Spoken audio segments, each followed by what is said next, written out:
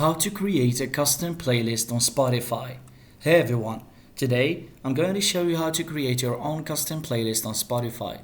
Whether you want to curate your favorite tracks for a workout, a road trip, or just to relax, creating a playlist on Spotify is quick and easy, so let's dive in. First, open the Spotify app on your mobile device or desktop. Log into your account if prompted, and in the bottom menu or the sidebar, click on your library. Next, click on Playlists. Then this will show you all your existing playlists.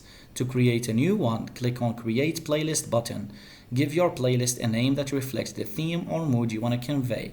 Now, it's time to add songs to your playlist, so you can search for specific songs, albums, or artists using the search bar at the top of the screen. Once you've found a song you want to add, click on the three dots next to the song title and select Add to Playlist. Choose the playlist you just created. You can rearrange the order of songs by clicking and dragging them into the desired position.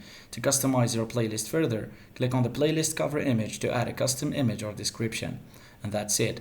You've successfully created your custom playlist on Spotify. Now, you can enjoy listening to your favorite tracks anytime, anywhere. Thanks for watching.